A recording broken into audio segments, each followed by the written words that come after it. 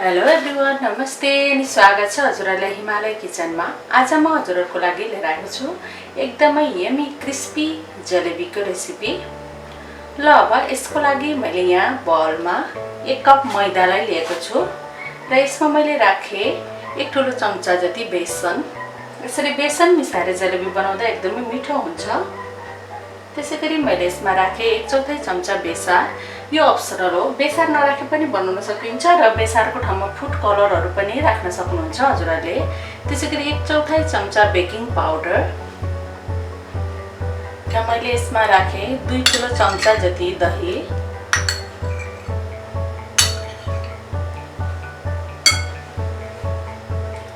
र अब पहिला म सबै कुराहरूलाई राम्ररी मिक्स गर्छु।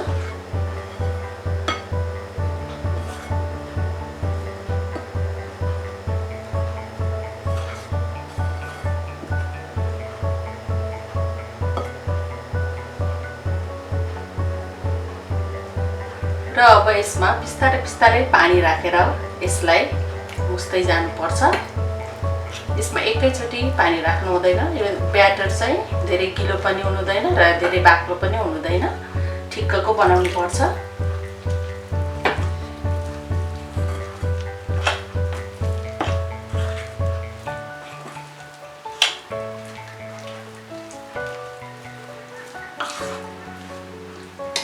यसै गर्दै पानी राख्दै अनि यसलाई मुस्दै जानुपर्छ।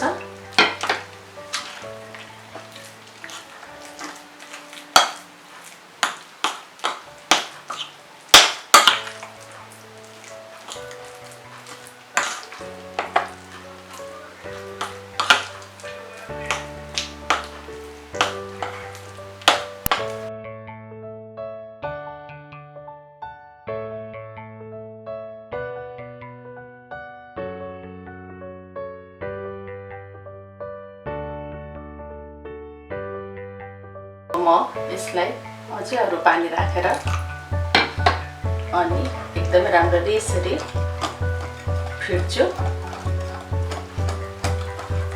यसलाई चाहिँ एकदमै टाइम दिएर हामीले यसरी मिक्स गर्नुपर्छ।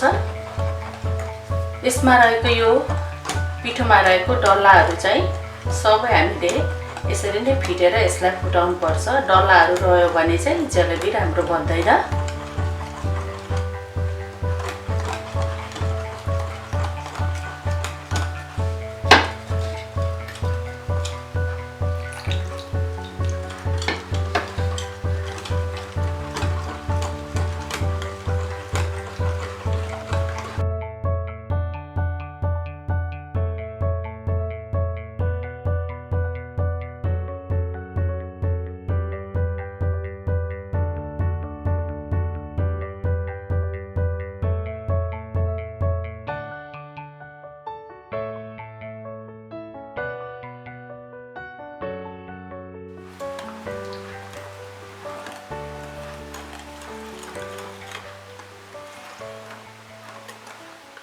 ल अब ब्याटर रेडी भएको छ। यो चाहिँ यतिको हुनुपर्छ। यसरी झार्दा चाहिँ यसरी तरर झर्ने खालको हुनुपर्छ। र केही गरी भएन, अलिकति गाह्रो भयो, यसमा यो डल्लाहरू रह्यो भने मिक्सरमा राखेर यसलाई केही बेर पिस्न पनि सक्नुहुन्छ हजुरहरूले।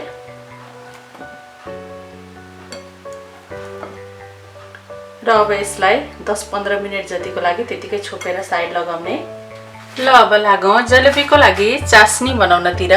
मैले यहाँ राखेँ 1 कप चिनी र चिनी राखेपछि त्यही कपले नापेर म यसमा राख्दैछु 1 कप पानी। हामीले जति चिनी राख्यो त्यति नै पानी राख्नुपर्छ। अब यसलाई राम्ररी उमाल्नुपर्छ।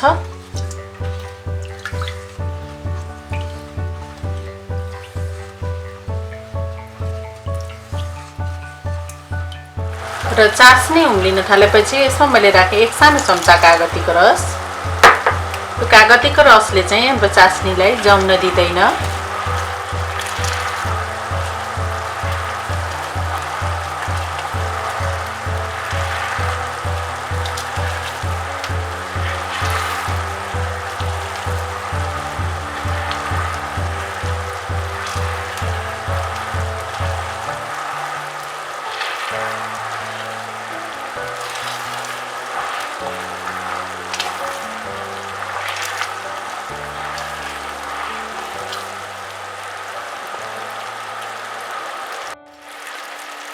ल अब 8-9 मिनेट जति पकाएपछि हाम्रो चास्नी रेडी भएको छ। यसरी छुँदा चाहिँ च्याप च्याप भयो भने अब चाहिँ यो चास्नी रेडी हुन्छ। र अब यसलाई साइड लगाएर कतै म राख्छु। र हाम्रो चास्नी चाहिँ धेरै तातो पनि हुनुहुँदैन र धेरै सेलाएको पनि हुनुहुँदैन। यसलाई मनतातो बनाउनु पर्छ हामीले जेरी डुबाउने बेलामा। र अब जलेबी बनाउनको लागि मसँग यस्तो किसिमको एउटा बट्टा छ। यदि यस्तो बट्टा नभएमा चाहिँ जिपलक ब्यागहरू र दुधको प्याकेटहरू पनि हामीले युज गर्न सक्छौं। अब यसलाई म यसरी भर्छु।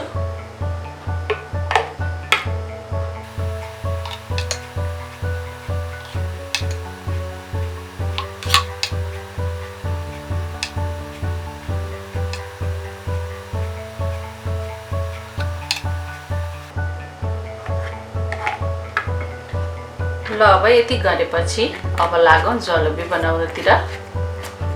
ल अब जलेबी बनाउनको लागि मैले यहाँ तेल तताउन बसाएकी छु र तेल ताति पनि सकेको छ। अब म जलेबी बनाउँछु।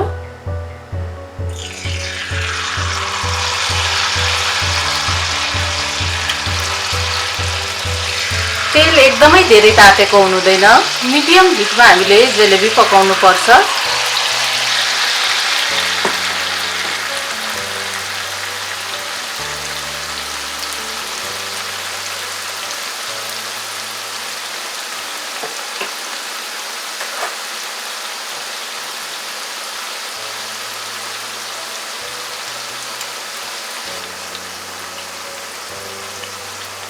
अब यसलाई हल्का रातो क्रिस्पी हुने बेलासम्म फ्राई गर्नुपर्छ। ल यो साइडबाट 2 मिनेट जति फ्राई गरेपछि म यसलाई फर्काउँदै छु।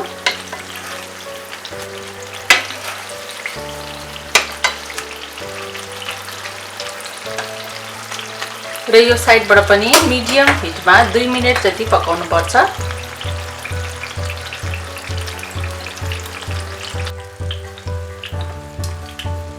ल अब यति बेला भएपछि म यो जेरीलाई झिक्दै छु।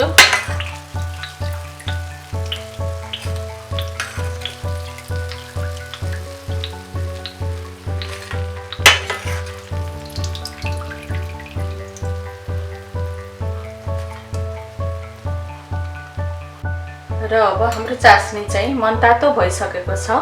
यसमा मैले राखे जेरीलाई। चास्नीमा हामीले 1 मिनेट जति राख्नु पर्छ, त्यो भन्दा बढी चाहिँ राख्नु हुँदैन।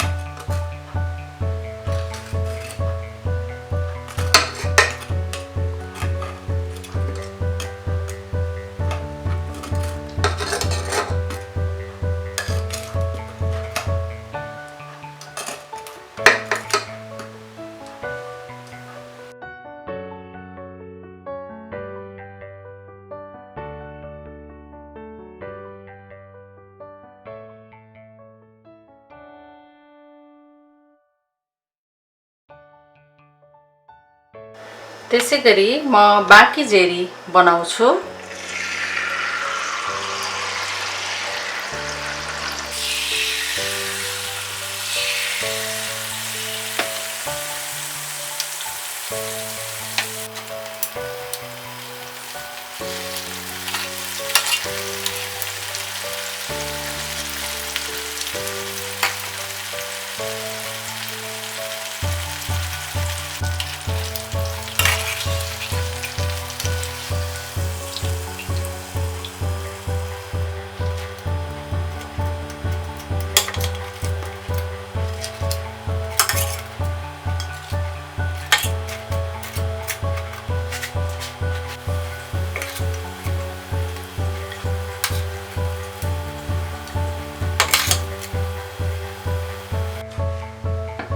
ल अब यम्मी क्रिस्पी जलेबी चाहिँ यसरी खानको लागि रेडी भएको छ। हजुरहरु पनि यसलाई अवश्य पनि इन्जोय गर्नु होला। यो सुरुमा बनाउनलाई अलिकति टाइम लाग्ने भए पनि बिस्तारै बनाउँदै गएपछि सजिलो लाग्न थाल्छ।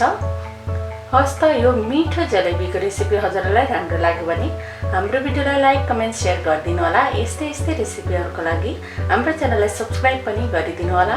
सब्स्क्राइब गरिसकेपछि नजिकै रहेको नोटिफिकेसन बेललाई पनि अवश्य पनि क्लिक गरिदिनु होला। हाम्रो भिडियो हेरिदिनु भएकोमा हजुरहरूलाई धेरै धेरै धन्यवाद।